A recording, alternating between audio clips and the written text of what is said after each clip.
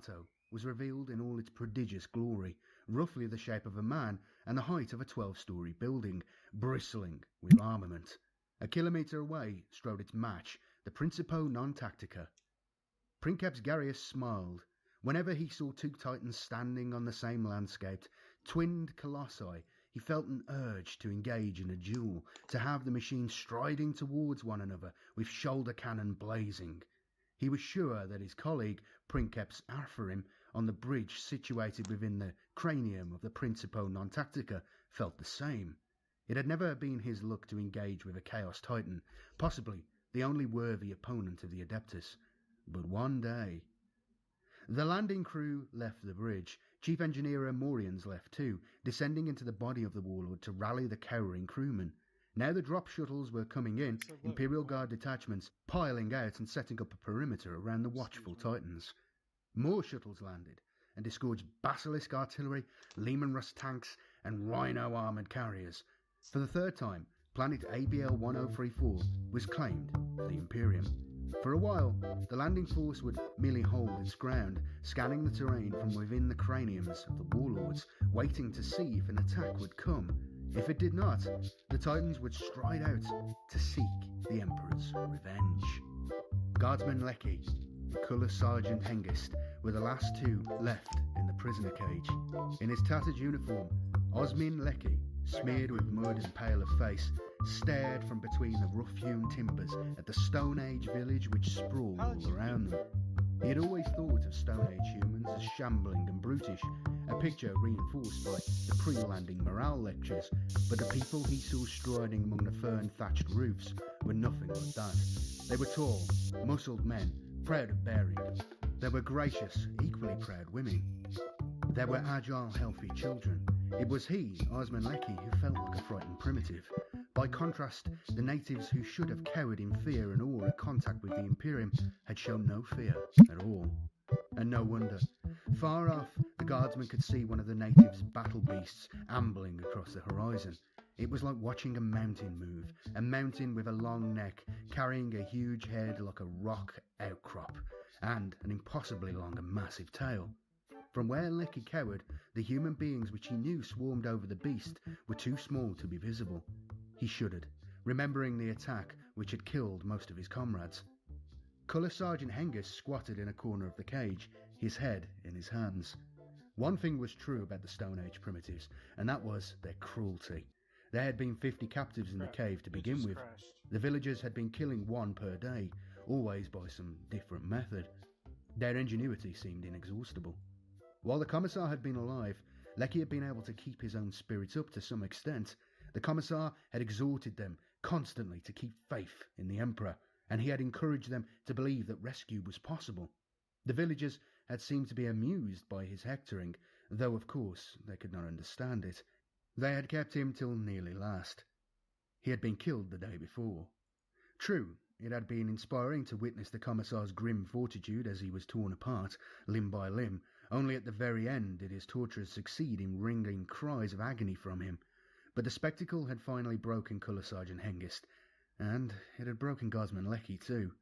Lecky shivered. He trembled. The Imperium was far away. The Emperor was but a word. He glanced again at the distant Archaeosaur, to use the name given the beasts in the morale lectures. It had turned and was approaching the village. Then a creaking sound from behind him made him turn. The cage's gate was opening. Bronze-skinned Stone Age men entered. They dragged out the whimpering, sobbing Emperor's guardsmen to face their doom. There was a peculiarity to planet ABL 1034. Cloud formations were all of the same type, a series of evenly spaced ribs or striations high in the sky, stretching from horizon to horizon. No one in the expeditionary force asked himself what produced this phenomenon. That was a task for an adept, and to the military mind, planetary peculiarities were too numerous to be worth thinking about. But as the striped cloud cover raced across the sky, it broke up the light of the hard white sun and produced a rippling effect on the ground below. Princeps Garius found the rapidly shifting light and shade eerie, but also restful. The expedition had not so far been challenged, and the officers were enjoying a meal in the open air. Artillery and tracked vehicles grumbled and clanked around them.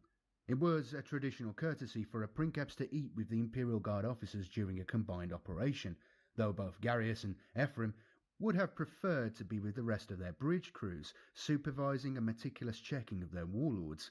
Commissar Hendrik was consulting the Imperial Tarot.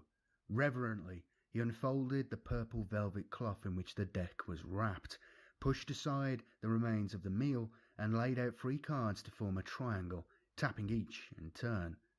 The surfaces of the cards glittered and swirled, flashing with colour. The card at the apex of the triangle was the significator. It was the first to clear and form an image. The Emperor appeared, seated on a throne carved from a single gigantic diamond, glaring out at the beholder. The card on the left was the next to stabilise. It showed universal force, a snake with its tail in its mouth, whirling endlessly against a background of receding galaxies. The final card cleared almost immediately after it to show the galactic realm, producing one of several images by which that card manifested itself. A maiden in a flowing gown stood on a landscape, star formations in the sky at her back, pouring multicoloured liquid from 2 large pitchers she held, one in each hand. The liquid flooded the landscape, carrying away cities and forests. The Commissar banged his fist on the table. "The meaning is clear," he intoned. "Might will prevail."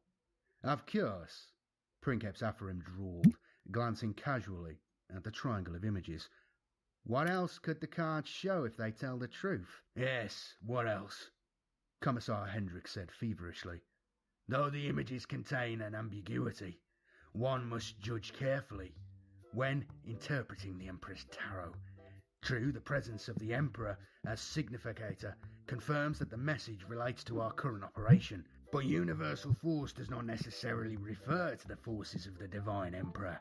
Forces opposed to his terribilitas could be implied. Also, the galactic realm." The Commissar's eyes widened as he redirected his gaze back to the final card. The image was changing, the landscape writhing and rising up around the feet of the maiden, threatening to topple her. "Imperator Divinitas," he gasped in horror. "We are undone." Garius's patience had reached its limit. With a grunt of disgust, he swept the cards from the table. "Enough of your superstitions, faith cultist," he snarled.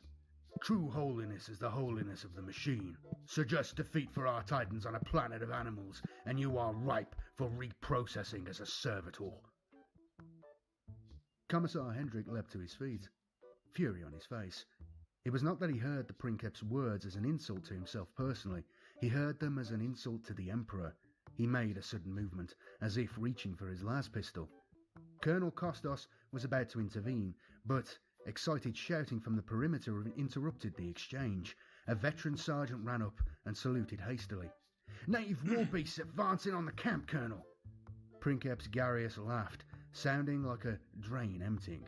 "Now we see. Bring the 2 slaves forward." The order was barked out by the clan hetman. He stood in the middle of the village compound, wavy blonde hair flowing down his hard-muscled back, a stone axe thrust into his belt of woven fern leaves. Colour Sergeant Hengist and Guardsman Lecky were flung at his feet, where they cringed like dogs, peering left and right. "Are not warriors," the headman roared at the villagers who were gathered around him. "These are slaves of the giant shining men, the real warriors who have come again from the sky to do battle with us. That is why the gods gave us the defenders, to help us fight the giant shining warriors." Lecky and Hengist could not, of course, understand a syllable of what the headman was saying. All they understood by this time was that every second they remained alive and untortured was a miracle. At the same time, the knowledge that pain and death was coming closer second by second struck stark fear into their souls. Lecky gibbered as he was once more wrenched to his feet. Hengist groaned with despair. And then they saw them coming. There were 2 of them, coming closer, pacing the plain one after the other, looming against the sky. Archaeosaurs. They were like mottled grey and brown mountains with massive reptilian heads on the end of long, sinuous necks. the weight balanced by enormous rippling tails as long as the bodies themselves. This was the second time they had seen such monsters. The first time was when the beast had destroyed the Imperial Guard camp. Leman Russ tanks had been unable to stop them. Basilisk artillery had been unable to stop them. They had trampled everything, moving surprisingly quickly on their 8 sturdy legs, 4 on each side, thicker than any tree trunk. Guardsman Lecky found it incredible, almost unimaginable, that there could be animals as huge as these. Either one of the beasts could have trampled the village to dust by merely strolling through it, but instead they halted far outside its bounds, heads swaying. Despite their size, they looked placid enough for the moment. Lecky knew that really massive animals would have to be plant eaters, and there was no grass on this planet, only ferns and moss, endless fern forests and fern-covered plains. He could imagine the wide swathes the beasts would cut through such forests as they fed. With whoops and shouts, the villagers dragged Lecky and Hengist out of the village. Being sacrificed to the monsters would at least be quicker than the death suffered by many of his comrades, Lecky thought. They came nearer. Now men could be seen crawling over the vast bodies, as if on hillsides. The guardsmen could also see house-like structures erected on their backs, and, what seemed most weird, one such structure atop each massive head. The steadily flickering daylight of planet ABL 1034 gave the scene an unreal, disjointed appearance. Now, Guardsman Lecky could see how the tribesmen climbed onto the huge beasts. Rope ladders hung down from their sides and trailed over the ground. Lecky found himself at the foot of one. A tribesman, mounted a rung, seized hold of Lecky by one arm and jerked him upwards. Helplessly, the young man was hauled up the ladder, soon forced to assist in the climb or fall lethal distance to the ground below. Lecky saw Colour Sergeant Hengist being dragged towards the second Archaeosaur. Once the guardsman passed the point where the ropes fell away from the beast's hide, he saw how easy it was to move about on top of the Archaeosaur. The immensely thick and tough hide was corrugated. On the lower slopes of the animal mountain, one could walk in these corrugations as though in a trough or trench. Scrambling over these, he and his captors came close to the gigantic spine, where the corrugation smoothed out somewhat, and it was like making one's way on the top of a heaving hill. Lecky now realised that the beast's hide was in fact armoured. Up here, it was like stepping on steel or adamantium. Tribesmen dotted the vast back. The hetman had made his way here already. He bellowed and gestured. Lecky was propelled forward, towards the beast's head. Even facing certain death, Lecky found time for a touch of pure curiosity about what was to happen. Certainly, this was an unusual way to die, an adventure he would have enjoyed telling to his comrades of the first Iexist. If there had been any way he could have survived it.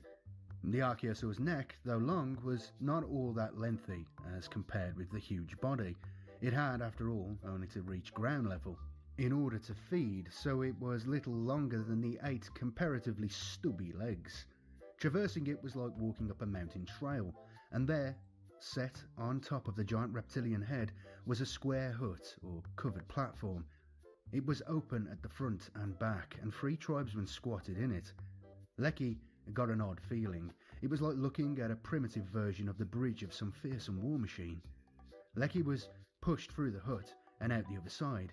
In passing, he saw what at first he took to be a dozen bony spines projecting from the top of the Archaeosaur's skull. But then he realised that they were rudely shaped stone spikes hammered into the animal's head. Before he could wonder what these were for, his fate was revealed to him. Forward of the hut, also mounted on the beast's head, not far behind the eyes, stood a timber X shape. Guardsman Lecky's captors fastened him to this, limbs spread, and left him there. Lecky could hear the beast's stertorous breathing. It sounded like nothing so much as the engine of a Leman Russ tank. Turning his head, he was soon able to see Colour Sergeant Hengist spread-eagled on an identical X-beam before the eyes of the second warbeast. So here, Guardsman Lecky was, a mascot, an emblem, a figurehead, and perhaps a taunt to the enemy. The Archaeosaurs were going into battle. Against another tribe? Or a third Imperial Guard expedition? From behind him came banging, clanking noises. The Imperial Guard officers who had faced these war beasts had been at a loss to know how the primitive tribesmen controlled them. Here was the answer though. Lecky could not look around far enough to see it. The Stone Age people had lived on planet ABL 1034 for a long time, and they had learned much. The stone spikes had been driven through the Archaeosaur's skull to precise points within the tiny brain. By banging the spikes with his stone hammer and making them vibrate, the Mahout could stimulate nerve centers at will.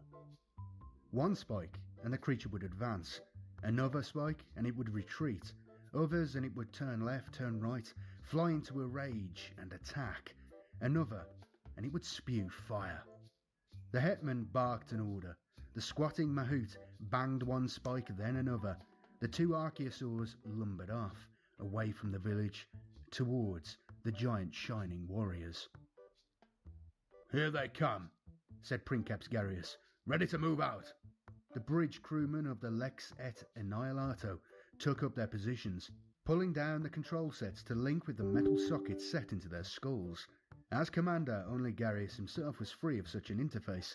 Chief Engineer Morians was most encumbered.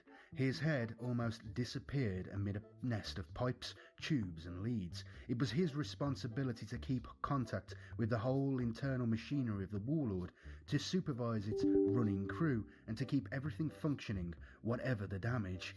Tactical Officer Veridens would actually guide the giant battle machine, moving it like his own body at Garius' orders, with a direct neural connection to the power bundles.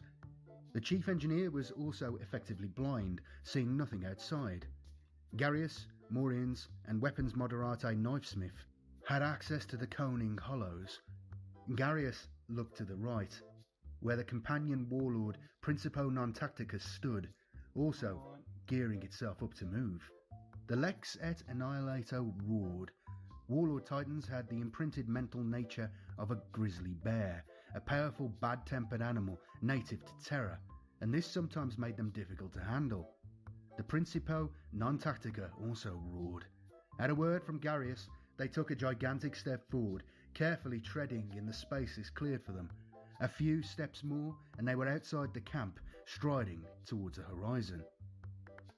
"There are only two of them," Garius murmured. "I had expected more."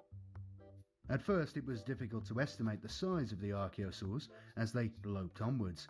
It was the speed of their approach, perhaps, that made them seem not as large as they really were. Moving with a shuffling motion on their 8 sturdy legs, they appeared to Garius' eyes scarcely larger than Terran dinosaurs. He relaxed. This should take no more than moments, after which the natives were unlikely to have any stomach for further action. Garius, as acting group commander, outranked Ephraim for the duration of the engagement. He spoke briefly into his communicator, issuing orders to his fellow Princeps. Fibre bundles humming like swarms of angry hornets, leg shanks clanging, the twin titans strode out towards their primitive challengers. And then, Garius caught his breath in surprise. The brief, blurred transmission from the destroyed second expedition had not prepared him for what he now saw. The Archaeosaurs were enormous, bigger than he would have believed remotely possible for any land animal, even taking the low gravity into account. The monster's head, when raised, reared even higher than the Warlord's. This was not the only comparison between the two. Behind the Titans, using them for protection like mice scurrying behind a man, came the Imperial Guard force, tanks, mobile artillery and infantry. It was the same on the other side, a ragged column of at least 1,000 nearly naked primitives, armed with spears and stone axes, trailed behind the Archaeosaur, ready to take on whatever their battle beasts left behind. How did the creatures stand up? Their bones must be made of steel, he thought with incredulity, or adamantium. Still, they could not conceivably withstand the Titan's armament. He barked orders again. The warlords angled out to approach the Archaeosaurs from their flanks and get an easier target. Then their huge legs pumped faster, propelling them almost at a run.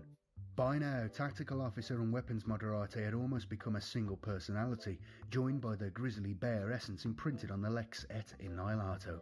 The shoulder cannon swiveled, aimed at the flank of one of the impossibly huge beasts, and opened up.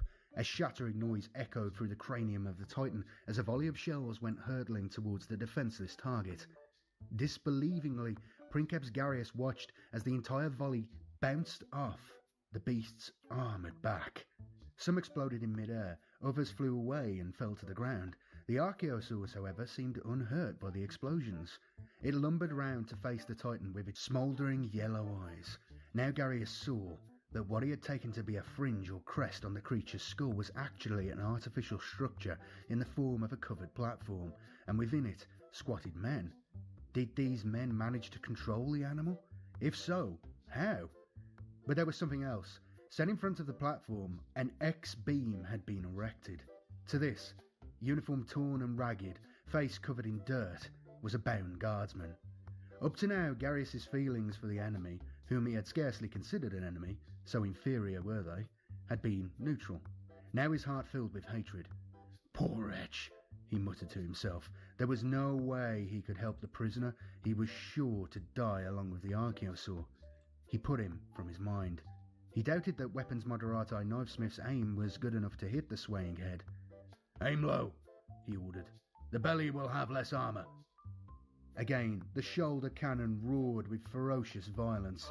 This time, several shells struck home, creating a brief smokescreen.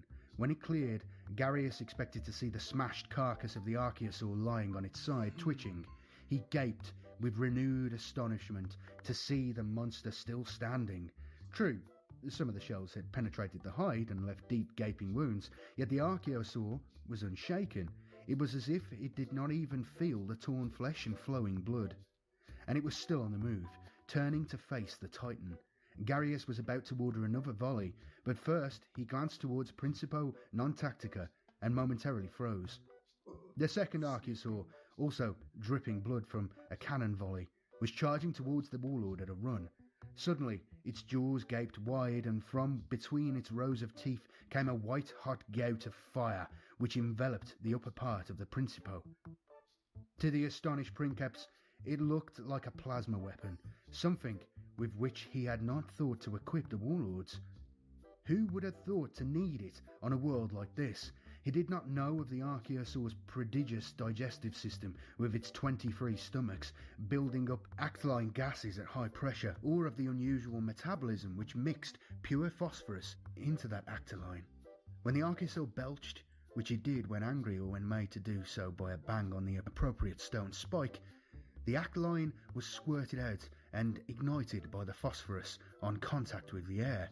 Evolution had devised the phenomenon as a defense against predators. Now it was even more effective as a weapon. The Principo's bridge must have been completely blinded during the discharge, though the void shields would have protected the crew from the heat. But there was a second tactic to the Archaeosaur's attack. It reared up on its four hind legs. It now towered over the warlord. When Princeps Ephraim's view cleared, he saw the vast beast come crashing down on his land war machine in an attempt to topple it. "Assist Principio!" Garius shouted. "All weapons!" The Lex et Annihilato swiveled. Moderati Knifesmith let loose with both shoulder cannons and the belly lasgun. The Principo staggered back, its own belly lasgun also opening up, trying desperately to keep its footing against the monstrous weight of the angry beast. It probably would have succeeded, but the Archaeosaur had yet another trick. It turned aside, the vast tail swinging round and crashing into the body of the Titan, where the power source and main engines were located. The carapace buckled. Now a red stream obscured the view as Principo's two heavy lasguns bit into the beast and vaporized huge amounts of its blood. Through Garius's communicator came a faint voice, that of Ephraim's chief engineer. "Void shields down." Then, with utter horror, Princeps Garius saw the Principo non tactica fall, first losing its balance, unable to correct the momentum imparted by the Archaeosaur's tail, then one foot lifting off the ground. Then the huge structure descended with slow majesty in the low gravity, until it smashed into the hard earth. Once the Titan was toppled, there was virtually no chance of getting it to its feet again. Princeps Garius shrieked orders, turning his attention back to the Archaeosaur threatening the Annihilato. "The head! Aim for the head!" Alert to the fate that had overtaken the sister Titan, Veridans backed away, jinking aside to prevent the creature mounting a similar assault, even though it was clear by now that the Archaeosaurs were more agile than their bulk gave them any right to be. Shoulder Cannon barked, and both missed the waving head as it turned on its sinuous neck to follow the warlord. Garius was dimly aware of the other Archaeosaur trampling the fallen Principo non Tactica, rending and splitting the defenceless carapace. Briefly, the lasgun hissed out again, but it was unable to target the beast. Then Garius glimpsed a final indignity. Men were spilling out of the cracks in the casing like maggots from a festering body, and he could see what they were fleeing from, a blinding, white, ravening glow in the interior. The warlord's fission reactor was in meltdown, its fuel elements fused together by the force of the Archaeosaur's trampling. Now Garius knew what had happened to the Gargants. Now, its business finished, the second Archaeosaur was coming to join its brother. It was frightening how the mountain of animal was still able to move with great chunks torn out of it by 4 repeated shoulder cannon and 2 heavy lasguns. It seemed the monster was unstoppable. The bones of the beast were even exposed, a lustrous grey in colour. Garius could well believe they were made of iron, or even steel. "Aim right, Moderate, aim right! Look out for the tail!" The warning came too late. The tail lashed out swifter than the eye could follow and struck the Titan on one knee. The warlord juddered. A muffled battle report came from Chief Engineer Amorians. "Left leg disabled." Despite himself, terror struck into Princeps Garius' soul. His Titan lost mobility. The 2 Archaeosaurs were bent on, toppling and trampling it. "The brain!" he insisted. "We must go for the brain!" Weapons Moderate Knifesmith did not need urging. He was still trying to target the head on which Guardsman Lecky was strapped like a sacrificial victim. It was easier as the beast came closer. With a feeling of desperation, he watched shell after shell bounce off the giant's skull. Was there any brain in it? Was it pure metal-laden bone through and through? Tactical Officer Veridans shifted the warlord's good leg, attempting as best he could to brace the Titan against the strain that was to come. Both Archaeosaurs spewed streams of burning phosphorus actoline, temporarily blinding the bridge crew.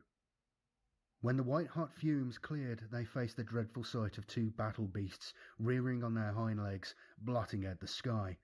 Moderate Knifesman realised that everything now depended on him, and that it would all be over in the next few seconds. In an act of intense concentration, he divided his firepower. He aimed one shoulder cannon up at the lower jaw of the first Archaeosaur. At the same time, he levelled the belly lasgun and the other shoulder cannon together at the same target, one of the deep wounds in the second grievously injured animal. The hiss and racket of weapons was brief. A single shell passed through the Archaeosaur's jaw and entered the skull to explode within it and blast it to pieces. Meanwhile, both cannon shells and laser beam ate their way deep into the innards of the other beast, inflicting explosion after explosion at the centre of the massive body. The enormous spine shattered. Both beasts fell, one soundlessly, one with mangled roars to lie writhing in its death throes. Lucky neither had fallen against the warlord. Princeps Garius breathed a sigh. "Well done, Knifesman." He turned to the chief engineer. "Morians, effect repairs immediately." Muffled by the mask-like neural interface, Morians replied, "Yes, Princeps." Imperial Guard units were already attacking the fleeing tribesmen, causing terrible carnage. Guardsman Osman Lecky, having fainted with terror, had died without feeling anything, and no one had heard the death scream of Colour Sergeant Hengist as he was carried falling to the ground. The fires in the village burned low that night. Women keened for their lost men, and children cried for their fathers and brothers. The new hetman spoke gravely. "We have acted with honour," he said. "We sent only 2 defenders to fight 2 giant shining warriors. Now there is only one other course of action. We must use the whole herd."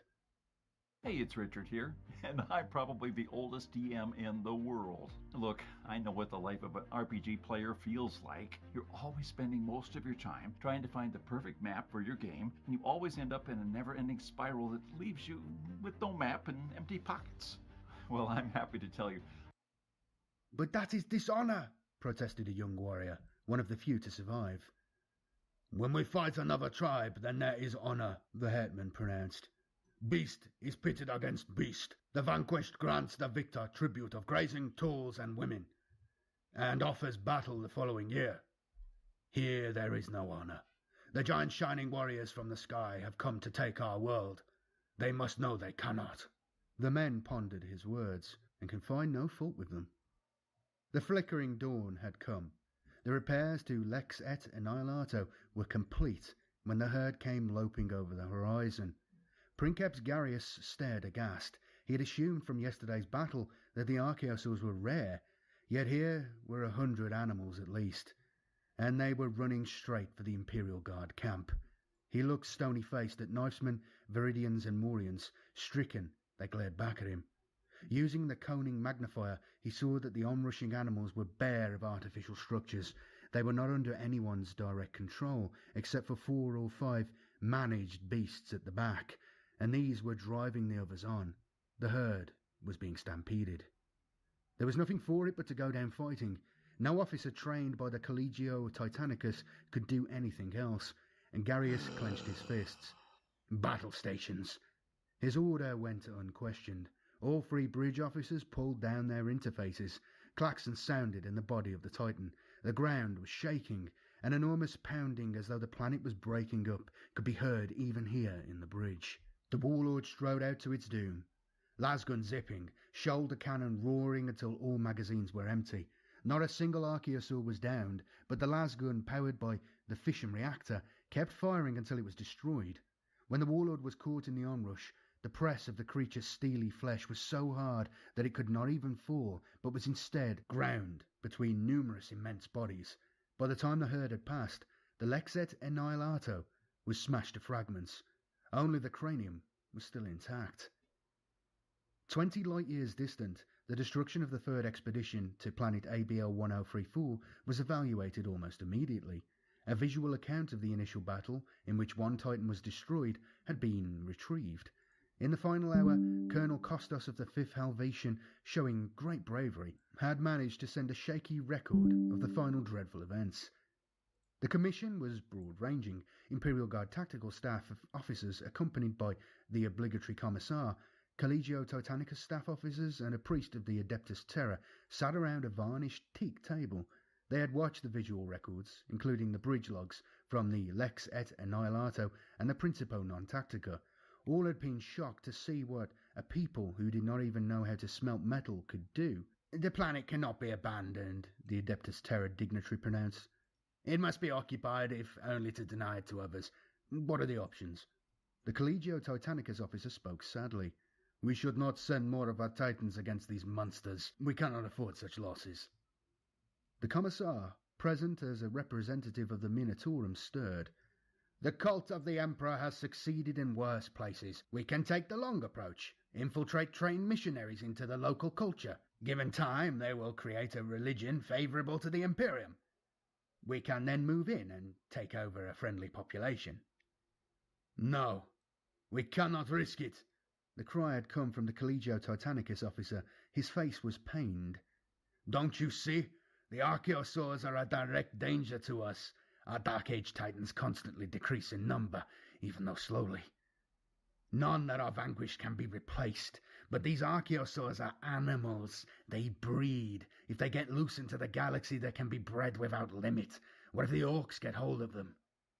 It must have been hard for a senior officer of the Adeptus Titanicus to speak so. His voice was anguished. "With respect, the Commissar's plan will take too long to execute. Meantime, there is always the risk of an alien race, such as the orcs, stepping in, learning from the natives and eventually deploying these beasts against us. We can do the same," the Commissar pointed out smoothly. The suggestion that archaeosaurs might supplant the Adeptus Titanicus plainly horrified the Collegio officer. He shook his head vigorously. "It is far too dangerous. There is only one real option.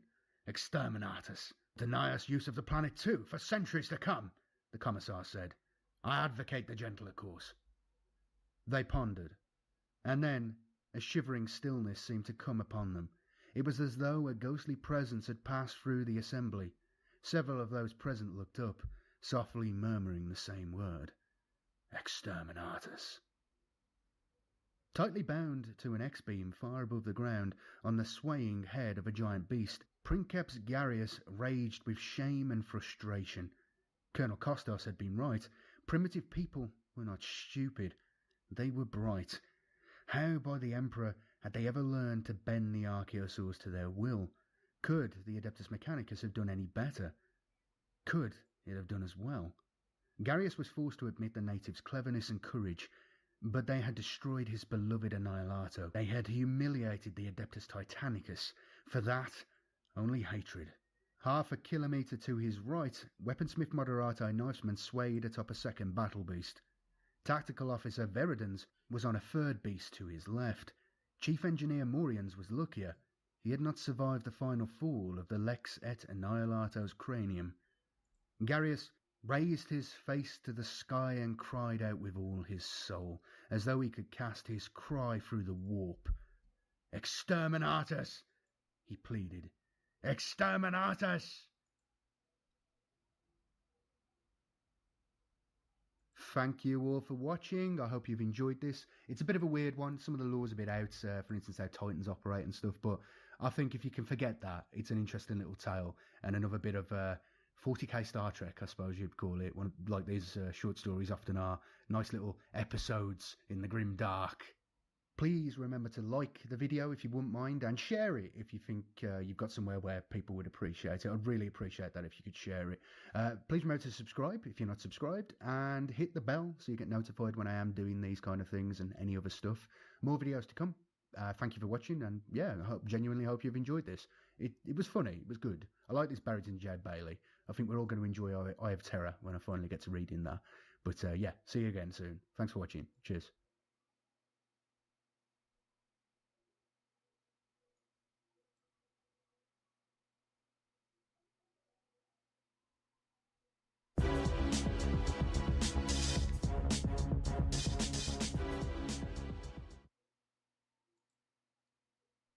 Let the Galaxy Burn. Narrated by a Border Prince. Small Cogs by Neil Rutledge. Colonel Soft believed in order, in preparation and attention to detail, but as he stood by the shining silver doors of the Water Temple, he felt far from prepared for the coming battle. True, his face was always somewhat drawn, his sparse flesh stretched tightly over his bones, his body all sinew and muscle, no more room for padding on his frame than there was for luxury in his austere life. And his dark eyes flickered relentlessly around the rocky bowl in which the temple stood, but this too was quite normal. The colonel, rigid and controlled, did not readily display his emotions, and only those who knew him well could have detected the slightest signs of anxiety. The sporadic running of his wiry fingers through his tight, greying curls, the thin lips compressed even more tightly, and occasionally barely audible sniff as he straightened his dress uniform. His dress uniform. That indeed was one of his irritations. Perhaps it was fortunate that his unit of the Albarian 13th was on ceremonial guard duty for the Water Temple Festival when the infernal Eldar raided. At least they were able to deploy quickly to secure the area. But to be going to war in their dress uniforms, the splendid attire of a bygone age, clumping old-fashioned boots, the traditional white fibre cloth itching at the neck and cuffs, and the gleaming, lovingly polished pectorals, it was ridiculous. No helmet, no webbing. Praise be to the Emperor that they always paraded armed and with a full complement of heavy weapons, but a slight clenching of his long fingers was another cue to the colonel's worry as he reflected that the ammunition was not plentiful. He trusted that headquarters would get some reinforcements to them soon. In the meantime, they would manage with what they had. The enemy worried him too, the mysterious Eldar. What were they doing here on the agri world of Luxorus Beta? Colonel Soft was an experienced and well-trained officer, but other than the Orc pirates his men had defeated to liberate this planet 2 years previously, he had never faced aliens before, nor had any of his men. They had manuals, training materials and hollow exercises, but these were not reality. Even the supposedly simplistic orcs had constantly produced harrowing surprises in action. There they What are. would Now I the can see inhumanly what- sophisticated Eldar do? Routine, practice, and experience produced confident warriors. This had long been one of Colonel Soft's basic maxims, but they had no experience against this foe. Lack of practice and experience meant uncertainty, and uncertainty meant fear. Soft remembered the nervous eyes of the young lasgunner catching his, and the boy's anxious question. Do they really skin their captives alive, sir? With an outward calm which did not entirely reflect his inner feelings, the colonel had reassured the guardsman. Such barbarity, he had explained, was not practiced by these Eldar, and besides, if the guardsmen followed orders and shot straight, no alien would capture them anyway. Colonel Soft was almost confident in his advice. From what he had gleaned, these were not the so-called Dark Eldar, the notorious piratical renegades. But then, what was the difference? They were all aliens, all humanity's enemies. He mentally castigated himself for such futile speculation, and was about to return to his command post when a soft footfall behind him made him stop and turn. It was the priest from the temple, Gerendar. He was a tall man. In his full ceremonial costume, he had a striking figure. Even in the shade of the temple portico, his long white kilt gleamed, and the elaborate gold pectoral, set with rubies to form the symbol of the ecclesiarchy, glinted brightly, catching the light reflected from the huge doors. As Soft looked into the priest's face, he was struck by a similar effect. The man had a strong jaw and jutting nose, and though his gaze was even, there was a sense of masked strength and confidence. A strength more than spiritual, the colonel thought, as he noted how the heavy gold and red leather headdress spread down across powerful shoulders, more like those of a labourer or a warrior than a priest. The Emperor's light shine upon you, the priest greeted him formally. All right. The worship of the Divine Emperor here on Luxorus had acquired its own unique trappings in the 1800 years since it had first been settled, but its people were devoted servants nonetheless. And also on you, Soft replied. Are your defences prepared, Colonel? Is there more my servants or I can do to assist you? The priest's voice was calm, Soft noted with approval. He had courage, even on the verge of an alien attack. We are as ready as we can be. The colonel gestured towards his gleaming parade boots with his gilded ceremonial baton. But we are not exactly conventionally attired for action. There was another slight sniff. Who can fully understand the will of the Emperor? Gerendar asked. Had it not been for the festival, you would not have been here to deploy to protect us. As you said yourself, if the cursed Eldar realize the irrigation controls are here, and they can flood the levels to impede our reinforcements, they will certainly attempt to capture the temple. It is not an orderly way to conduct a defence. Soft spoke almost to himself. We are not properly attired or equipped. Properly attired? The priest smoothed his kilt. These garments go back to the dark days of our slavery to the Orcs, before the Emperor gathered us once more to his bosom. Praise him always. Yet even in those terrible times, some were able to resist. And, he added, pointing at the rubies on his pectoral, these garments are marked now with the symbols of the Emperor's constancy. Even when we struggle alone, we are not forgotten. Why is this temple here, Colonel Soft? It is to thank the Emperor for his blessings in giving us the means to control the irregular rains of this harsh land, so that we may offer him this land's bounty. In the short term we may see difficulties. In the long term, the Emperor cares for his children. Soft was irritated, and was even more annoyed that he could not control his irritation in the presence of this calm priest. But how? He asked sharply. Can a commander exercise proper control without even adequate comlinks? He tapped the low-powered wrist communicator he was wearing to emphasize his point. The priest pointed to where his servant, a young novice, stood by one of the pillars of the portico. Riggeth, my servant, he understands. He knows he is only a novice, a servant, a minute component in the Emperor's divine plan. We priests in charge of temples or colonels in charge of regiments are inclined to forget that we are merely servants too, only one tiny piece in the Emperor's great whole. Would you allow your men to question? A sudden shrieking whine and burst of laser fire from the great ridge above them cut off the priest's homily. Eldar! Soft spat. It's begun. Get to safety. I must reach my command post. Leaving the priest, he began sprinting up the slope to where he had set up his headquarters on the rocky edge. The section of the ridge surrounding the depression in which the temple sat was not the steepest. To gain some cover, Soph kept off the road, but the surrounding terrain was rough. He needed to concentrate on his footing, and so he raced on. He dared only to glance around himself from time to time, sporadically catching sight of the blurs of red screaming along the edge of the crest. Their progress marked by the staccato spurts of rock dust. The ghastly screech of projectiles ricocheting off the boulders was audible, even over the shriek of their engines. These, he assumed, were the Eldar's notorious jet bikes, a first wave of attack to soften up his defences and keep his men's heads down. He paused just before the lip of the great ridge, crouching against a boulder. The tumbled rocks of the ridge offered good cover, and he could see the bright stab of lasgun fire as his troops offered up some form of defence. Praying that the Eldar weren't trying some form of jamming against his own dress-issue communicator would be useless, he barked into his wrist unit. "Soph, to Captain Hodish." "Hodish receiving, sir." The captain's voice was crisp even over the vox-link. "Pass the orders to cease lasgun fire against the jet bikes. We haven't the ammunition to waste." The colonel continued up the slope, his teeth clenched. He could hear Hodish using the command vox-link. "Hodish to all units. No lasgun fire on jet bikes. Don't waste power against those lightning spirits. Save it for the infantry."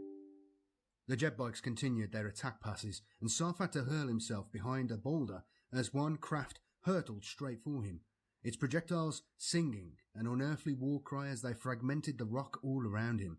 He caught a split-second glimpse of the alien's helmet as its craft howled overhead. This was certainly a far cry from fighting orcs.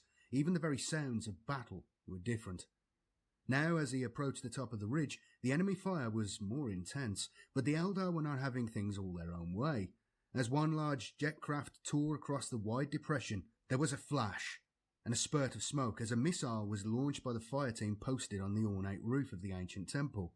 The Eldar craft jerked sharply and dived for the far rim of the rocky bowl, but Soph watched the flare of the missile as it blasted towards the enemy, guiding true to catch the vehicle and detonated with a thunderous explosion just short of the crest. The blazing wreckage seemed to fall in mesmerising slow motion, and it was only with some effort that Soph managed to tear his eyes away and dash for the summit. Amidst a series of blasts from some unseen enemy's heavy weapon down the far side of the great slope, the colonel dived into his hastily improvised command post.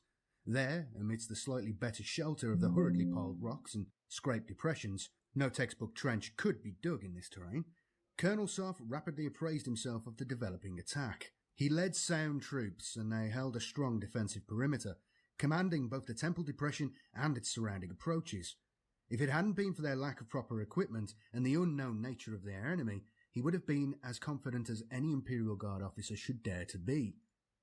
Crouched under the shadow of a huge sandy-coloured boulder, he hastily conferred with Hodish and his other staff, while the command comlink operator, a small, leathery-skinned veteran of many anti-pirate operations with the Albaran 13th, coolly passed to them updates from other sections as best as their limited equipment allowed. "I do not think they are fully pressing us yet, sir," Hodish was saying when a deathly howl, followed by a rattling storm of shrapnel and rock fragments, made all the men suddenly crouch even lower. Hodish grinned as the noise subsided, patting a long tear in the still smartly creased sleeve of his dress jacket. His round face had always struck Soph as peculiarly boyish, with his thin moustache only serving to further the impression of a youth trying to pass as a man. He had a cool head, though, and continued unperturbed. "The main attack has yet to develop. This is just to soften us up. There do not seem to be many enemy, and they do not appear to have much armour or heavy weaponry. The best information we can gain from Central Command is that the whole assault is some form of raid rather than an invasion. I suggest our opponents are a force dispatched to attempt to flood the levels to stop our armour from getting into action. I expect they will press all our perimeter from the air, but concentrate on the ground, attempting a breakthrough at just one point."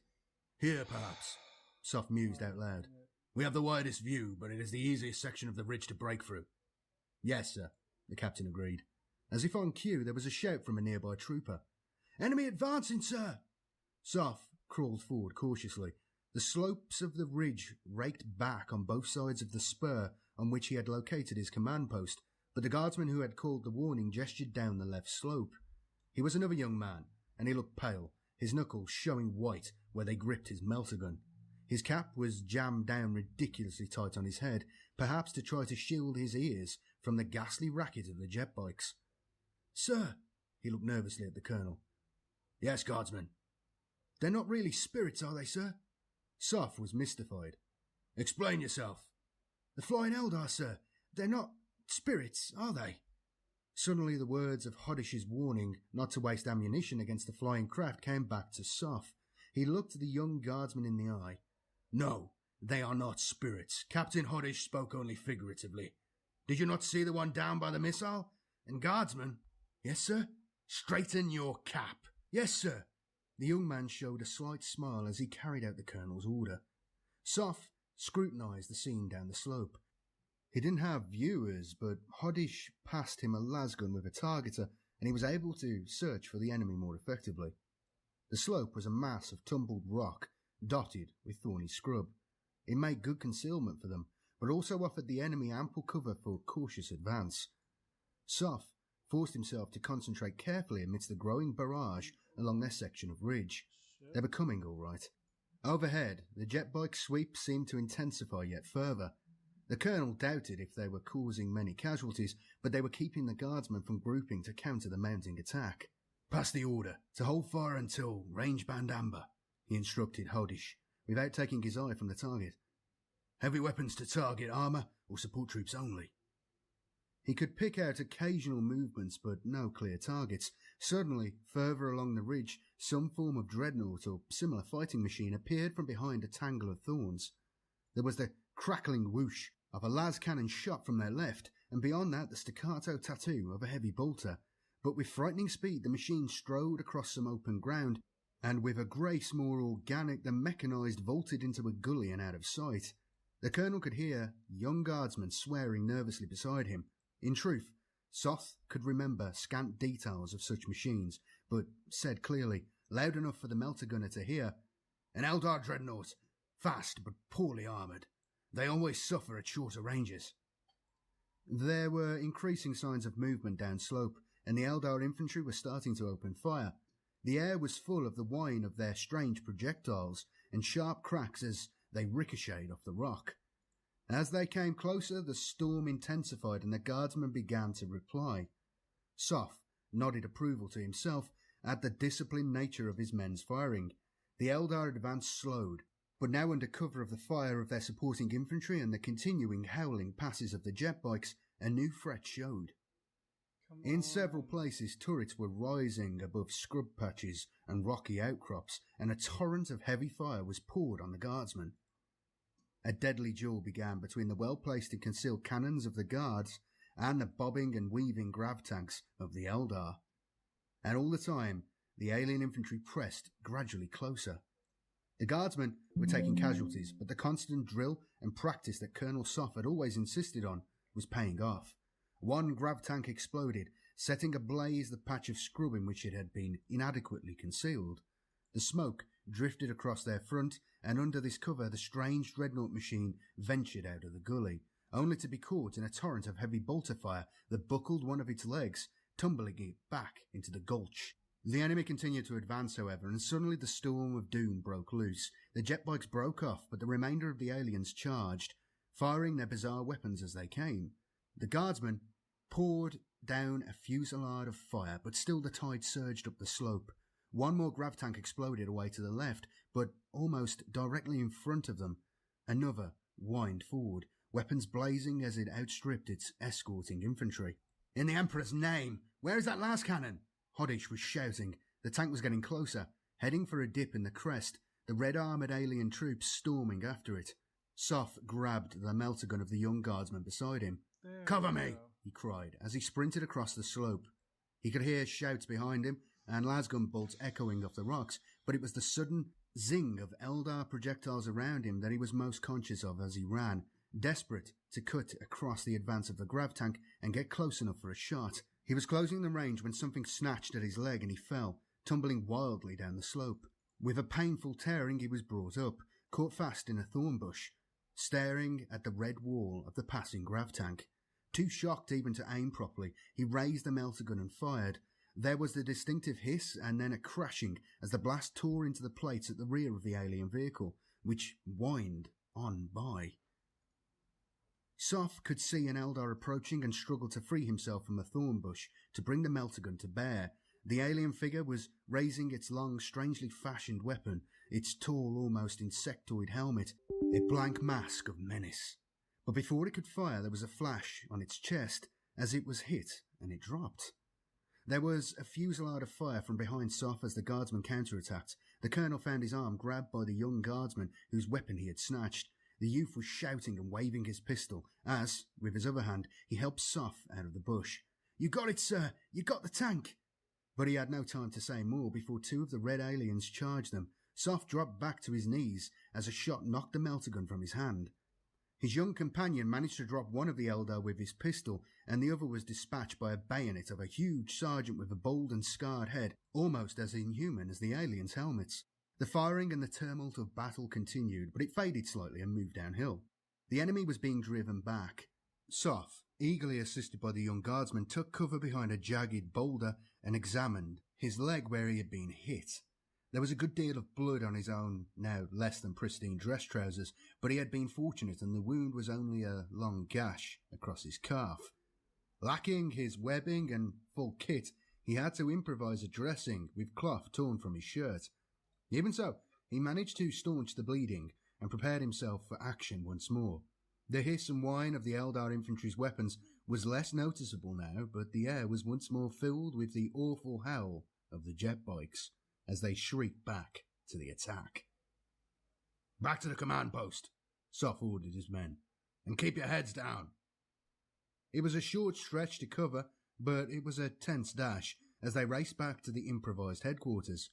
Captain Hoddish knew his commander too well to waste time on congratulating him on the destruction of the grav tank. He merely grinned his boyish grin and, after a simple, "Good to see you back here, sir," quickly updated the colonel on the situation. They had taken some casualties, ammunition was holding for the present, but the Eldar had probably only paused in their assault. If they were to impede the Imperial advance and gain benefit from flooding the levels, their enemy would have to move fast. The sun was beginning to sink and throw long, jagged shadows across the rocks and thorns.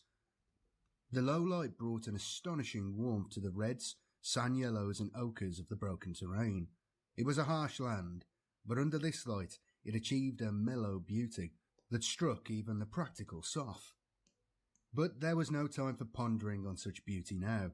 The rich blue sky of evening was suddenly full of the streaking red of the jet bikes once more, and the colonel again had some anxious moments as he made his way to inspect their positions prior to the expected second alien attack.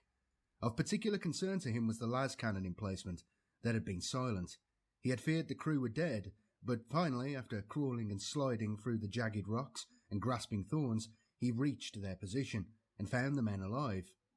Coated in sweat and dust, a stocky corporal was feverishly stripping the weapon mounting down. His fellow crewman, foreman and tunic front stained with oil, was examining the components. I'm getting annoyed.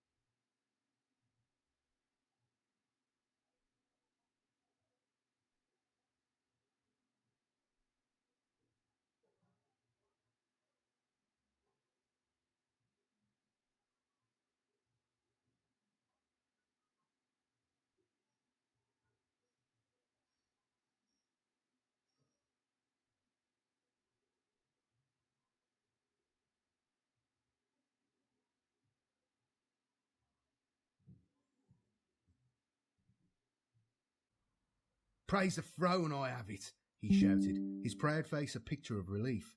Sighing and weeping the sweat from his forehead, he only succeeded in smearing his face with oil. Wide-eyed with delight, he presented more the aspect of an ancient barbarian than a smart guardsman.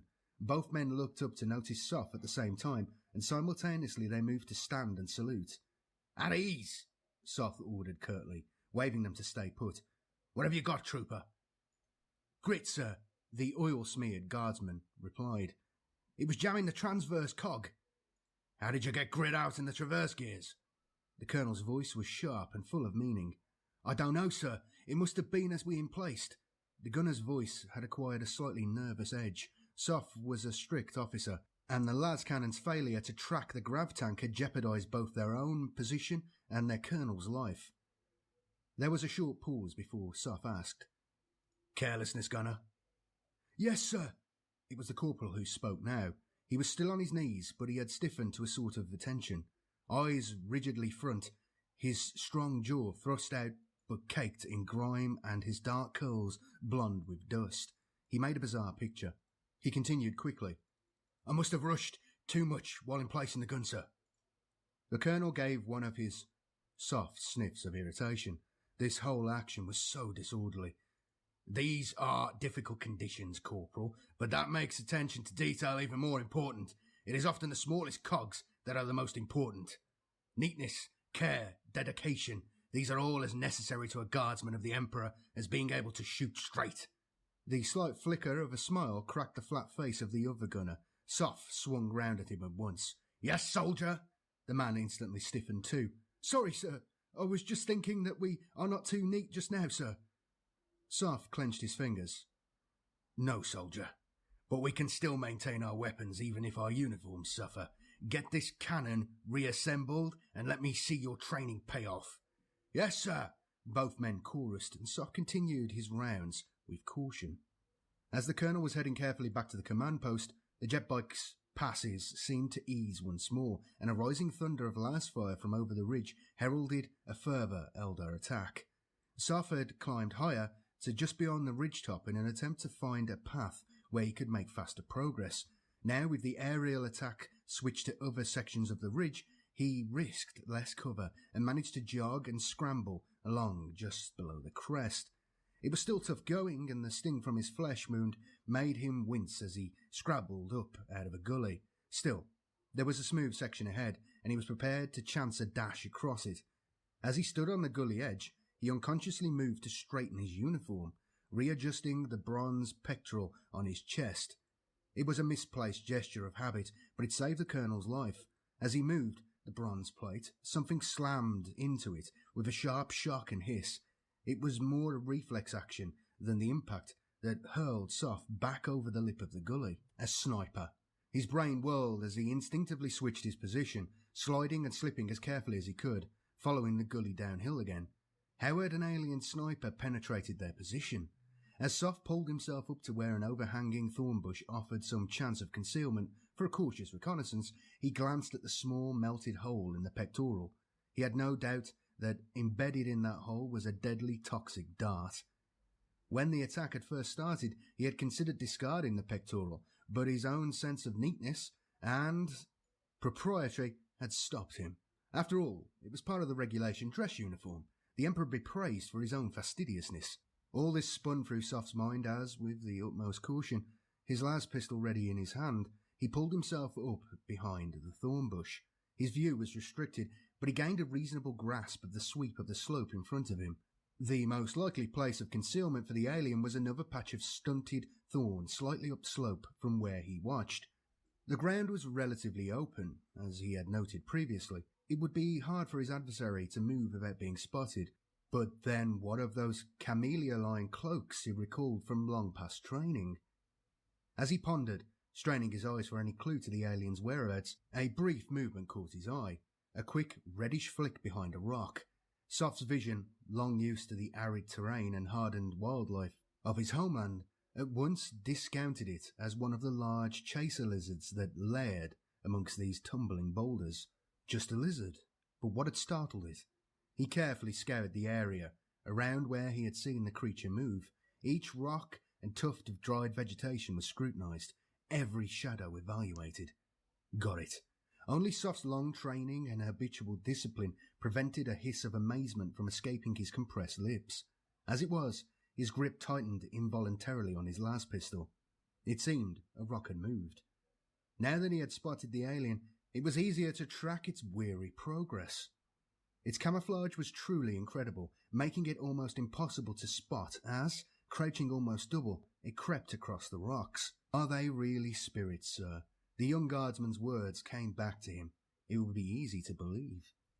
To be moving thus across the open, the alien probably thought him dead, but it obviously retained some caution. It was too far away for Soft to risk a shot with his pistol. He would somehow have to get closer. One pistol-armed guard colonel in ragged dress uniform against a near-invisible, needle-rifle-toting and possibly armoured alien. He didn't give much for his chances.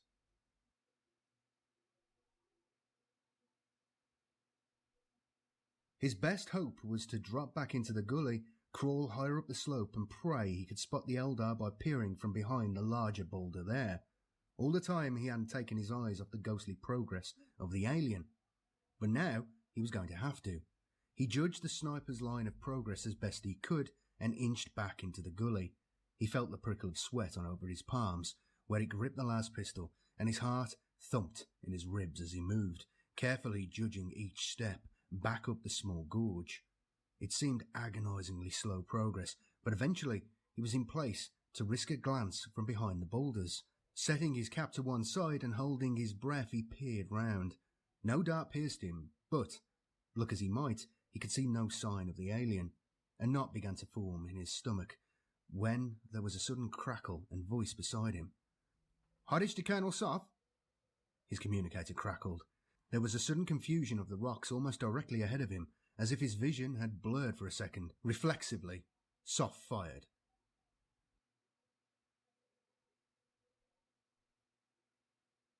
"Hottage to Colonel Soft? Are you all right, sir? Hottage to Colonel Soft?" The colonel, somewhat shaken, raised his wrist communicator. "Soft receiving. I'm fine, Captain." "We are holding the enemy, sir, but ammunition is depleting." "I'll be with you shortly, Captain. Take extreme care to be alert for infiltrating snipers, and ensure the men are warned also. I've just bagged an alien scout. Soft out."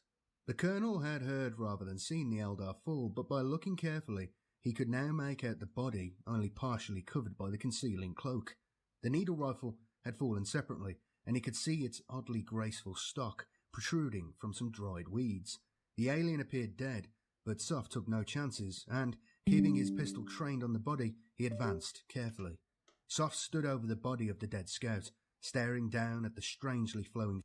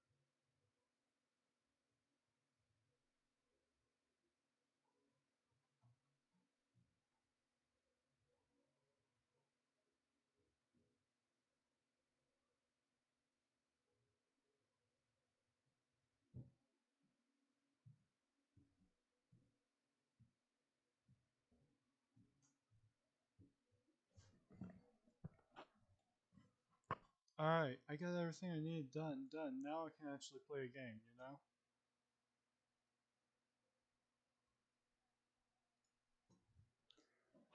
Features of the alien's respirator mask. These Eldar devils made him shudder.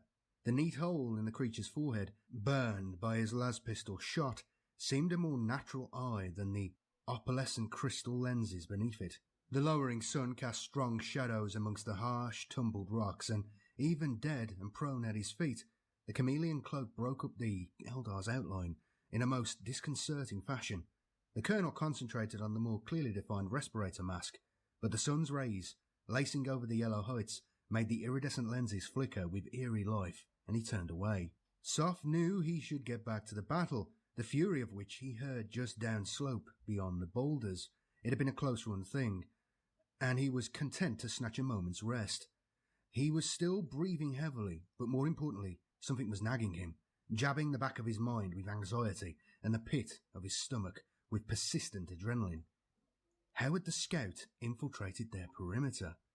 In an unconscious gesture of order, he straightened the life-saving pectoral on his chest and started, as if a revelation had come directly from the metal itself. The grav tank. Who had cleared it? A ghastly dread washed over him as he sprinted across the steep slope of the bowl towards the still gently smoking wreck. Dust and small stones skittered from under his boots as he gingerly negotiated the steep flow of the scree across which the enemy tank had ploughed before landing against the rock spire. The Falcon was clearly a wreck. It had spun around to face up the slope, and the front end was burnt out. The rear seemed less damaged, however, and it was to here that Soph carefully made his way, the sharp edges of the rock scratching his hands, the stink from the burnt vehicle scouring his nostrils. The door of the internal compartment hung slightly ajar. Prudence dictated proper clearance procedure, but the colonel was on his own, and besides, he reckoned it was too late now for prudence. He confidently expected to find something more awful, in its own way, than an armed and lurking Eldar. Steadying himself against the rock spire, las pistol at the ready, he kicked the hanging door aside. Cursing, he lost his balance as the door seemed to bounce from his foot. What hellish stuff did these aliens build their vehicles from? It certainly wasn't the weighty metal of their own chimeras, but no attack from within caught him off guard. Instead, he stared at the charred and twisted bodies of more Eldar scouts. Most still sat strapped in their seats, in death. One, torn free by the mad careening of the doomed vehicle, was flung, mangled, against his comrades. This time, Soph's eyes were not held by the blank stare of the aliens' respirator masks. They were riveted to the empty seats. He desperately counted and recounted. 5 empty seats. 1 scout torn free. 1 killed by him. There were still 3 of the devils alive out there, and he knew where they would be heading. Colonel Soph gazed down at the distant water temple, thinking furiously. 3 camouflaged alien snipers. The temple, covered by the guards' ridgetop heavy weapons, was defended by only an anti-aircraft section. From his experience with the alien heretic, Soph didn't doubt that the 3 remaining Eldar could easily evade or dispatch the unwitting guardsmen. He must act fast. Quickly he radioed Hodish. "How pressed are you, Captain?" "It's quite tough, sir." The statement was given in Hodish's usual cheerful manner, but Soph knew that this mild phrase meant that the guards were under heavy attack. "Ammunition is getting low, but we're holding out." "Hodish, I'm sure our perimeter has been breached by 3 alien scouts, and they will attempt to infiltrate the water temple. Use the command link to alert missile teams there. Warn them that the enemy are extremely difficult to locate due to their camouflage cloaks, and that their weapons are silent. Spare me just 3 men, experienced guardsmen, and I'll attempt to contain the situation. Get them to bring an extra las gun. I'm just over the ridge from you. Hold up by the wrecked grav tank." "Yes, sir. I'll dispatch them at once." Soph racked his brains to try to think of how best to combat the alien scouts. As he pondered, he threw away his officer's cap and stripped some of the more prominent braid from the grimy tatters that had so recently been his best uniform. There was no point in providing the alien devils with an even more obvious target than he already was. Appearing like this and carrying a standard lasgun, he hoped he would not stand out from the other men. Soph was no coward, but he wanted to deal with the alien scum personally. As he straightened up from checking the makeshift dressing on his leg, he caught sight of the men Hodish had sent to assist him. They skittered and slid briskly down the loose scree before jogging up and saluting. "Sergeant Tarsis, reporting for duty, sir." It was the bald and scarred NCO who had led the countercharge that had saved Soft that afternoon. This afternoon, it seemed like an age ago. Soft was pleased with Hodish's choice. The sergeant was a tough customer and a veteran of several operations against the Orcs. He was an expert in close combat and fairly bulged out of the white cloth of his uniform, which he had somehow managed to preserve in a far neater state than his comrades. Tarsis had a reputation for ferocity that went beyond the wild looks given to him by his heavy brows, missing right ear, and the pale scar that twisted across his cheek and chin.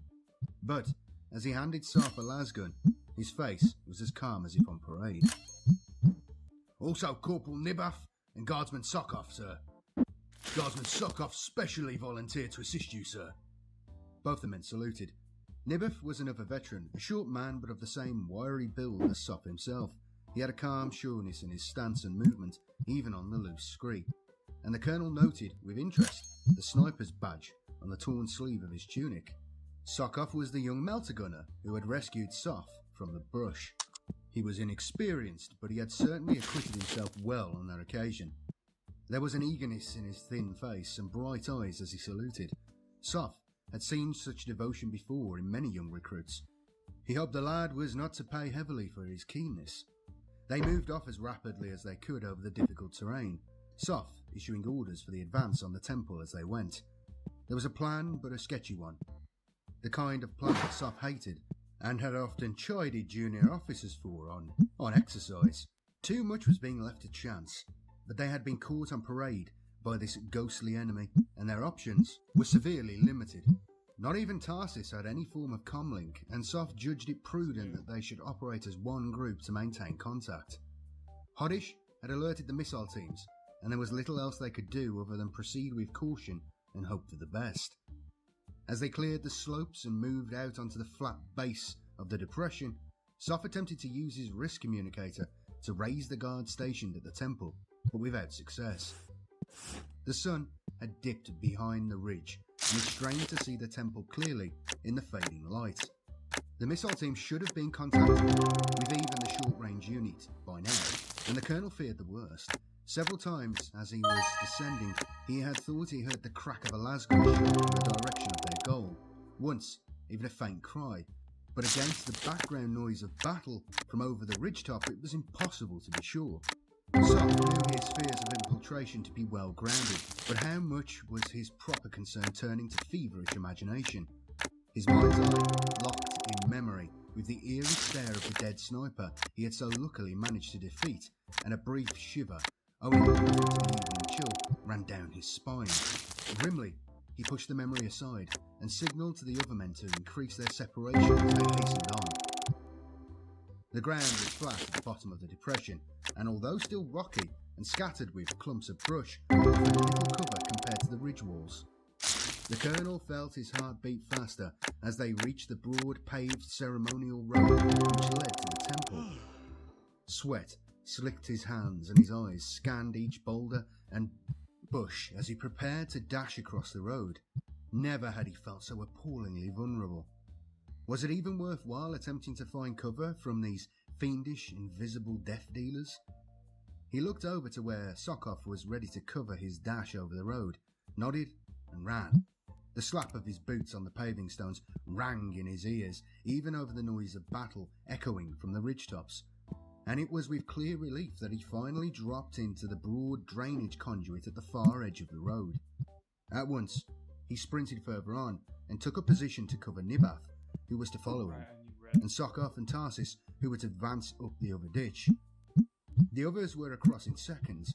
Nibath sprinted over the road and sprang into the trench with the speed and ease of a desert gazelle, and Sof made a mental note to commend Hodish and his choice of men. The conduits, paved to carry and channel the surging flows of water that accompanied the irregular rains, offered the best chance of a covered approach to the temple. Now dry, their reddish stones warm in the afternoon that had just reached them from the oval rim of the bowl, they would provide at least the illusion of concealment while, closer to the temple, the towering sandstone statues, erected to the glory of the Emperor and the great amongst his children, would offer further cover. Soph raised his hands on the torn remnants of his tunic and cautiously jogged forward up the conduit. Suddenly he froze, as there was a dull detonation from somewhere ahead. There was still a constant backdrop of noise from the fighting beyond the ridge behind them, but this explosion had been to the front. The colonel thought of the massive temple doors. A demolition charge? He knew clearly now they would expect no help from the missile team at the temple. What were these aliens? How could 3 of them wipe out an entire anti-aircraft squad with such ease and so silently? Soph had met one of these devils face to face, and he knew only too well. He attempted to hasten forward, but he felt strangely weak. This was not war as he knew it. Calmly facing the hulking brutality of the orcs, meeting their primitive power and ferocity with nerve and disciplined firepower. Now it was he and his guardsmen who seemed the primitives. The memory of the dead Eldar's remarkable camouflage haunted Soph as he moved on, his eyes sweeping the rocks on either side. How could he hope to spot the enemy? Only luck had saved him before. There was a knot in his stomach, quite different from the normal adrenaline he felt before combat. Soph was a veteran, a cool head. Discipline and training had always carried him through, but now, just as the sweat ran under the high collar of his ceremonial tunic, the first tingling of fear chafed under his normal, tempered resolve. There was a sound ahead. All at once he leapt sideways, sweeping up his lasgun, but it had only been the slight rustling of dead stems and the first stirrings of a light evening breeze. The colonel forced himself to breathe deeply, calm, as he turned to signal the all clear to Nibath, who followed on behind. They soon reached the lines of colossal statues which flanked the roadway on its final approach to the temple. Soph had always found the giant figures sculpted stiff in the style of the ancient desert-dwelling ancestors of the Luxorians, the first colonists, to be foreboding. Now, looking up at the august images of priests, commanders and dignitaries, he felt not that these pillars of the empire were watching over him, but rather that they held a vague menace, frowning disapproval on his unkempt appearance and fast-beating heart. He paused under the enormous stylized feet of the statue of the Adeptus Astartes commander, who had been the first person to set foot on this planet in the time of the Emperor. The evening breeze blew more steadily as it rustled through Soph's tight curls, drying his sweat. He felt chilled. What would that ancient commander have done here? He would have hardly come skulking up a drain. Soph had a sudden mental image of a space marine trying to maneuver his bulky power armor up the conduit, and oddly, it cheered him. He suddenly grinned to himself. After all, wasn't the kind of covert approach, lightly equipped, that he was performing exactly how his ancestors would have raided from the cold deserts back on his own homeworld? This land was his to protect now, and he would deal with these vile alien devils yet. Tradition should be, must be, upheld. He waved his men to continue, and soon they were at the point where the conduit swung to go around the temple. He still felt vulnerable, still felt tense, but the relief he had felt under the statue had not dissipated entirely. They had a plan, if only a rough one. This was the rear of the temple. The side opposite the building's only entrance. There were probably only 3 enemy scouts facing them. There was a chance they might be able to dash to the relative shelter of the surrounding portico and make an attempt on the temple doors. Each of them had his duty and his part to play. And to Soph, duty and a clear role was sacred. He was exceptionally careful as he moved into his covering position, crawling warily up the steep side of the conduit in the shadow of another giant statue. He felt calmer though, and was thankful that his hands were no longer damp with nervous sweat. He checked to his right and saw Nibrath silently inclining himself into position alongside him. In front of them, across the flagged rear court, the massive octagonal columns of the temple portico rose out of the deep gloom at their base. Predictably, perhaps, he could see no sign of the enemy, but he tensed as he spotted the brutal evidence of their actions. Slumped on the broad steps of the raised portico, leaning back against one of the great sandstone pillars, was one of the missile team. In other circumstances, he might almost have been taken as asleep, but Soph knew better. The aliens had reached the temple, but where were they? The colonel found that his hands had tensed once more as he waited for Trooper Sokov to make his prearranged dash for the portico. The young soldier had volunteered to make the first advance, and Sof had seen no reason to refuse him. Sokov himself had said, his eyes bright with ardour, that he was the least experienced and most expendable if the aliens had to be drawn into revealing themselves. He was correct, of course, and the colonel wondered if this had been in Hoddit's mind as well when he let the recruit come in the first place. But there was no time for such melancholy thoughts. A soft scrape of stone made Sof turn to see Sokov vault out of the ditch on the other side of the road and sprint to the columns. The lad was fast and had almost reached the steps when he seemed to stumble, and the next second was face down. A small puff of dust rising from the soft thud of his fall, the clatter of his lasgun, a brief underlining of his fate. Sokov himself made no sound. Of the alien sniper, there had been not a trace. Some of Sof's previous feeling of powerlessness returned as he scanned the shadows between the hills. No sign. He scrutinised each section of the gently pitched stone-clad roof. No sign. Their next pre-arranged tactic in the event of the rear being guarded was to wait 5 minutes and make a concerted rush from 3 different directions. The colonel glanced to his right to check that Nibaf was moving off. Further down the conduit, prior to the charge, but the wiry little man was standing pressed against the wall at the bottom of the ditch. He was signalling frantically for Sof to join him. In spite of his curiosity, Sof forced himself to descend with the greatest of care and crept along in the shadows of the wall, taking pains not to make any sound until he was alongside the guardsman. Nibaf's soft whisper was quick but clear. "The alien's not on the roof. It's by the end column on the far side." "Where? Can you see him?" "No." "But how can you know?" "It's where I would be." Nibaf's tone was very matter-of-fact, and he slightly shrugged his shoulders as he spoke, as if to emphasise his own sniper's badge. He continued, "The roof's not high enough for a decent view, and to get any kind of shot, it would have to be to the skyline itself. With that ghost suit, it can just stand against a corner column and watch both ways. It's on the far side, because Sokov was almost across before I had a clear shot and dropped him." The guardsman glanced briefly at the timepiece on his wrist, before looking his commanding officer straight in the eye. "When the time to charge comes, sir, let Tarsis go alone.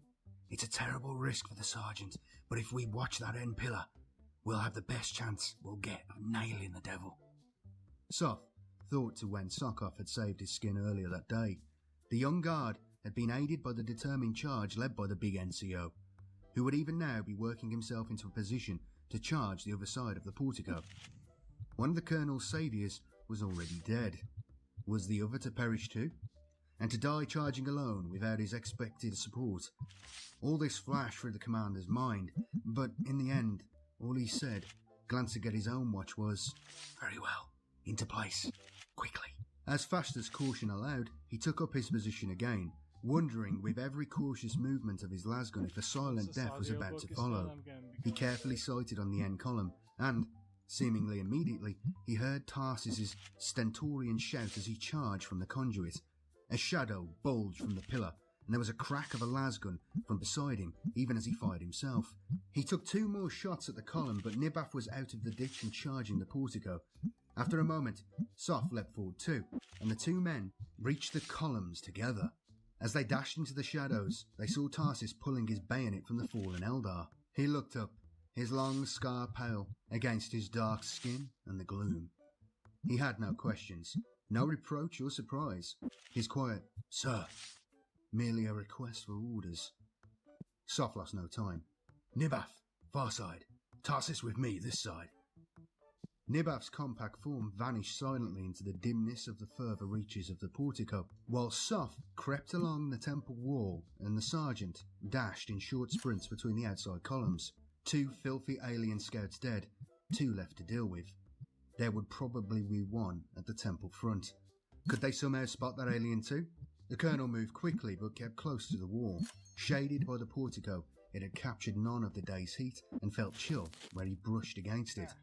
It gave some sense of safety, even if, as Sof grimly reflected, it was purely illusionary security. As they approached the temple forecourt, they moved far more cautiously.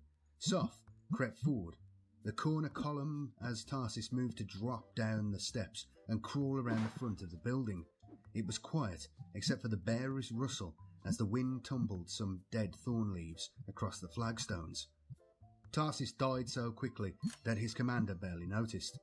The colonel heard a slight hiss and then a series of thumps as the big sergeant's body tumbled down the steps. Heart in his mouth, Soph pressed his back to the pillar and stood immobile. Where was the devil? He dare not move and tensed against the cold stone. He stared across at the shining doors of the temple. One had been blasted with some kind of alien demolition charge, a surprisingly neat hole blown clean through it. The other remained intact, still glowing in all its glory. Reflecting what little light there was left, Soph was surprised at how effective a mirror it made and, suddenly hopeful, he scanned it for any sign of the alien. But he could see nothing other than the leaves, scraping in fits and starts over the stone as the wind caught them. They blew fitfully, barely moving, occasionally lodging against the column base.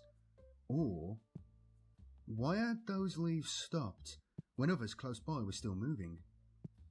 There was no stone to stop them. The colonel's heart skipped a beat. It must be the Eldar scum. He stared at the reflection, desperately trying to make out even a hint of the shadowy outline he had been able to see up on the slopes when he had tackled the first scout. The reflection was too poor, but he had a reasonable idea of where his enemy crouched. With a shock, colder than the stone at his back, Soph realised that in turn the Eldar knew exactly where he was. Even now, his enemy was probably studying his reflection, waiting for him to move. The commander had never felt so hopeless, but the solid knot of anxiety in the pit of his stomach was hardening further to become a clenched mass of frustrated rage. He would have to try his luck. Perhaps his attempt would distract the alien enough for the wily Nibaf to nail it. He stared at the reflection and prepared to move. Not normally religious, Soph surprised himself by mentally intoning a prayer to the Emperor that came back to him from his childhood. Then he lunged.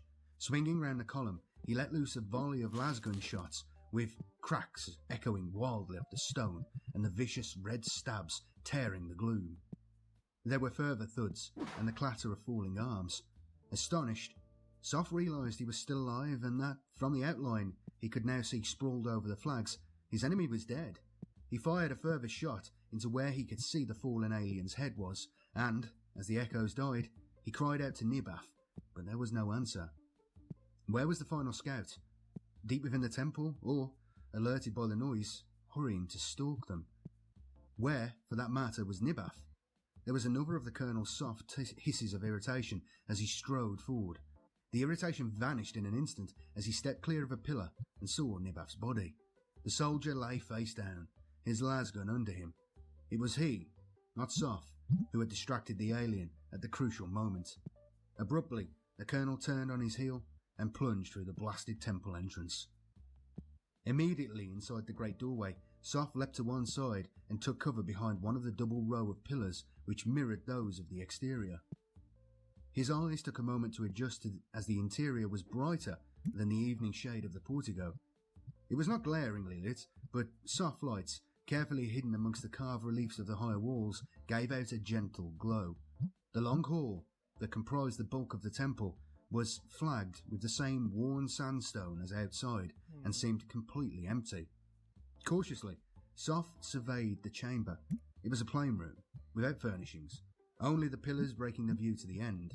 Even the carvings were subdued, seeming as natural as the grain in the stone itself.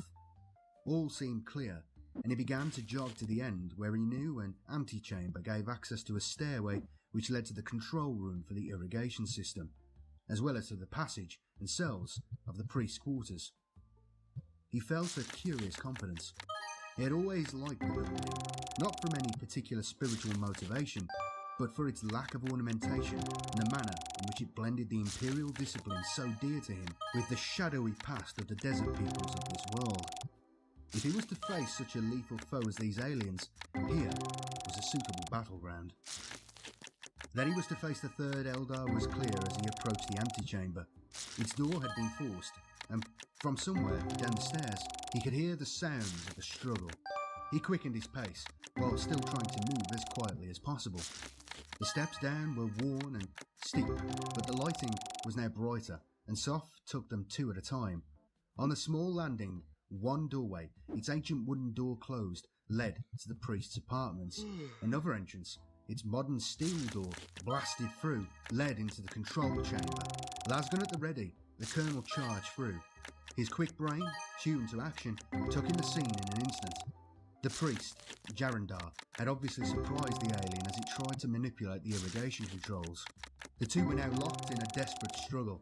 The slight form of the Eldar was backed against the bank of instruments, while the massive priest, his back towards Soph and blocking any chance of a shot, was attempting to crush his squirming adversary.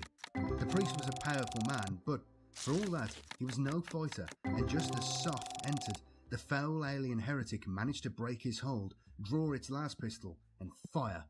The priest died with a grunt. The shot blasted through his chest. His body shielded the alien, and Soph caught only a glimpse of a raised pistol and ghastly, gem-like lenses before there was another spurt of las fire and the world went black. Soph was unsure how long he had been unconscious, but it couldn't have been more than a few seconds as, when he came painfully back to his senses, the alien was still working with the irrigation controls. His chest seemed a mass of searing agony, as with blurred eyes he watched the Eldar working. It was tall yet strong, and even its small movements, as it passed some glowing crystal device over the control panel, seemed to have an inhuman grace about them. The otherworldly effect was heightened by its cameline cloak, which, even in the stark and brightly lit control room, still broke up its slender form to a remarkable degree. Soph's thoughts were as fuzzy as his vision. He thought he saw Nibaf's body lying next to the dead priest. Had they died? Sokoth and Tarsis too, only for he, himself, to fail. He must try to reach his lasgun. It was just beside him, its stock temptingly near. Could he retrieve it without alerting his enemy? The harrowing vision of the face of the first alien he had killed, the extra blank eye of the pistol wound staring from its forehead, seemed to superimpose itself on the back of the head of the scout working in front of him. It appeared to watch him, daring him to move. He screwed shut his eyes and tried to concentrate, driving the visions from his brain. Racked with pain, the colonel tensed himself and tried to move. The only result was even more agony somewhere under his ribs, and an uncontrollable gasp that hissed from his lips. The alien turned, the strange crystal device still glowing, its strangely sensuous las pistol drawn in a movement of fluid grace. Soph stared helplessly up into the opalescent lenses of the blank mask as the creature moved lightly over, covering him with its weapon. He paused and, almost in one movement, a quick flick from one of its gracile boots sent Soph's lasgun sliding well out of reach, and it was back working at the controls. Soph trembled with agony and frustration, but could do nothing. His head felt as if it was swimming from his body in a haze of pain, and his vision seemed to be deteriorating further. He was sure he saw the ghost of Sokoth creeping towards the alien from behind. He wanted to shout at the dead youth, to tell him it was all futile, that the lad had been correct. The aliens were spirits and they could not be thwarted. His lips quivered, but no sound came. Sokoth's wraith was almost upon the Eldar now, and was raising his lasgun to club the scout. The colonel stared at the apparition, his hazy world hovering between dream and reality. Why was this ghost carrying a non-regulation weapon? He would have to discipline it. But somewhere on a deeper and more rational level of his brain, Soph recognized that it was not Sokoth's ghost, but the young temple novice Jarandar had talked about earlier, the minor components in the Emperor's plan. The weapon was not a lasgun but a candlestick. The candlestick came crashing down just as darkness descended once more on the colonel. This time, his period of unconsciousness must have lasted longer, for when Soph came to again, he was floating up the temple stairs. His head swam. Was his spirit being carried off to the Emperor? A face looked down at him, pallid in the bright lights. Soph recognized the insignia around the face's collar. They were badges of a guard medic. The colonel's eyes flickered and his lips moved soundlessly as he tried to speak. The medic, concern clear in his dark eyes, addressed him firmly. "Don't talk, sir. You're badly wounded, but we'll patch you up. The enemy have been driven back. The reinforcements are here as well, and Captain Hoddish is organising the clean-up operations." Soph weakly shook his head. The pain was terrible, but he felt he must speak. His lips shook, But this time, a weak, croaking voice was audible. Warn him. Warn who, sir? The medic frowned, plainly not understanding. Warn Hoddish. Tell him to look out for the minor components. Tell him it's the small cogs that count. The medic looked forward to where his companion was lifting the front of the stretcher. I think the Colonel's delirious, he said. Thank you all very much for watching. I hope you've enjoyed this little guard tale. There'll be more coming up soon. If you wouldn't mind liking this video, remember to subscribe as well. If you're not subscribed, and hit the bell if you haven't already, so you get notified of all the new stuff that comes out as it comes out. If you would like to support the channel like these heroes listed here have, then please consider using the links below. You can become a channel member, which gives you some perks on the channel through YouTube, or you can become a patron for as little as $1. So please consider doing that. Otherwise, if you'd like to share this somewhere, if you've got somewhere to share it, or you know someone who'd like to watch this kind of content, please do that as well. Alright, see you again next time, and thanks for watching. Cheers. Gonna save game, y'all. And I'm done for the night. Thank y'all for joining me. I'm gonna head to bed. I'll see y'all in the next one. Hopefully I'll get my VTuber fixed. Goodbye.